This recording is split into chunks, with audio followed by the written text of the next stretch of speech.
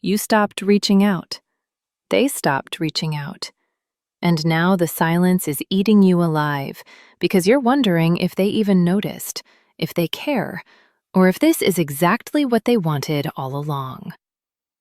Here's what nobody tells you about that moment when both you and your avoidant partner go completely silent. The situation doesn't end. It begins a deep, revealing emotional process that exposes the truth beneath everything.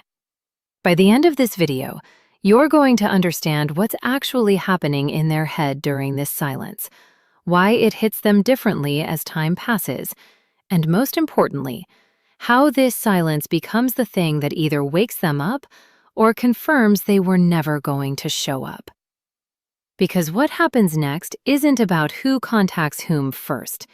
It's about who grows, and I'm going to show you exactly how to tell the difference. Right now, in this silence, your avoidant partner is probably feeling something you're not expecting. Relief. When contact stops from both sides, the avoidant nervous system interprets this as safety. All that pressure they were feeling, the expectation to respond, to show up emotionally, it just evaporated. Studies on attachment theory show that avoidants have what psychologists call a deactivating strategy. When relationships feel too close or demanding, their nervous system sends signals that mimic danger. So when you stop reaching out, their brain finally gets to exhale. But here's what makes this different from all the other times. They're used to feeling safe because you always reached out. It let them avoid vulnerability while still feeling desired. They had control. They knew you'd be there. But when you stop contacting them too, that sense of control starts to crack. And this is where the silence stops being comfortable for them. Because relief doesn't last forever. What comes next is something they weren't prepared for. And it's going to reveal everything about whether this person is capable of real connection or just comfortable with the idea of you. As days pass, that relief turns into something else. Curiosity, then confusion, then eventually fear. They start wondering why you're not chasing anymore. The silence that used to feel like freedom starts to feel like abandonment, and their brain begins asking questions it never had to ask before.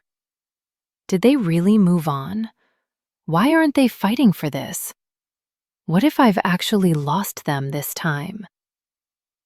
If this is already making sense and you're seeing your situation differently, hit the like button so I know this is landing. It helps me know what's actually helping you. This is when you'll start seeing the subtle tests. They'll view your stories, like old posts, send small check-in signals that feel casual but aren't. Hey, how have you been? Or, this reminded me of you. These aren't genuine attempts at reconnection. They're breadcrumbs to see if you're still available, if the door is still open, if they still have access to you without having to actually be vulnerable. And here's what you need to understand. These tests aren't about missing you. They're about regaining control. They're checking if their emotional safety net is still there. Because without your pursuit, they're confronted with something terrifying for an avoidant: the fear of being forgotten. But while they're cycling through this confusion and fear, something completely different is happening to you. And this is the part that actually determines how this whole thing ends. At first, the silence hurts. You're in pain. You're replaying everything. You're wondering if you made a mistake by not reaching out. Your anxious attachment is screaming at you to fix it, to make contact, to keep the connection alive. But then something shifts. Without the constant effort of keeping the connection alive, you regain emotional energy. You start to breathe again. The silence that once hurt starts to feel like protection, like peace. You begin reclaiming your self-worth. You start seeing the relationship clearly, how much effort you were giving, how little you received back, how you were managing their emotions while ignoring your own. And slowly, the silence becomes its own form of closure. This is where real detachment happens, not the kind where you're secretly hoping they'll notice and come back, but the kind where you genuinely stop needing them to choose you because you've already chosen yourself. And here's what's powerful about this.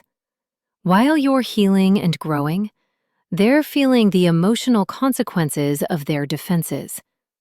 Loneliness, regret, nostalgia, a fear of being forgotten. They may replay memories and quietly long for the connection, but they feel too guarded to reach out directly. Because reaching out would mean admitting they need you. And for an avoidant, that feels like losing themselves. Eventually, many avoidants do return. A small text, a casual comment, a subtle re-entry. Not for small talk, but to see if the door is still open. They're testing whether you're still the same person who used to chase them. But here's what separates this time from all the others. By now, you're no longer hooked by their patterns. Their distance doesn't feel mysterious anymore. It feels predictable.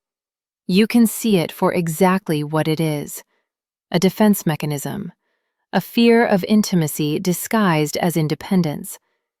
And this is where you have to make a choice, not based on hope or potential or who they could become, but based on who they're showing you they are right now. When an avoidant who's doing the inner work reaches out after silence, there's accountability. They acknowledge the distance. They express what they've been thinking about. They don't have all the answers, but they show you they're doing the work. They're capable of moving toward you, even when it's uncomfortable. But if they reach out with breadcrumbs, with casual "hey" messages that lead nowhere, with surface-level conversations that avoid any real depth, that's your answer. What they're showing you is this: I can miss you, I can think about you, but I'm not willing to do the uncomfortable work of actually showing up. And no amount of silence or space or waiting is going to change that. Because this isn't about tactics, it's about capacity. Your real power emerges when you stop reaching out not to manipulate them, but because you've healed. Your silence signals real emotional independence, and that's what an avoidant feels most intensely. For some avoidants, this becomes a wake-up call that starts their healing. They realize what they lost. They start doing the inner work. They learn that intimacy doesn't mean losing themselves. For others, they escape back into distractions, new relationships, work, hobbies, anything to avoid feeling what the silence is trying to show them. And that's not your failure. That's their choice. Either way, silence becomes the mirror that reveals both your truth and theirs. So here's where you are right now. You're in the silence. And the question isn't whether they'll reach out. The question is, who are you becoming in this silence? Are you using it to heal, to set real boundaries, to rebuild your sense of self-worth? Or are you sitting in it, waiting for them to validate you by coming back? Because in the end, what matters isn't who contacts whom, it's who grows. For you, the silence can become self-worth and emotional freedom. For them, it becomes a confrontation with fear and old wounds. Silence doesn't destroy the connection. It simply shows whether it was strong enough without chasing.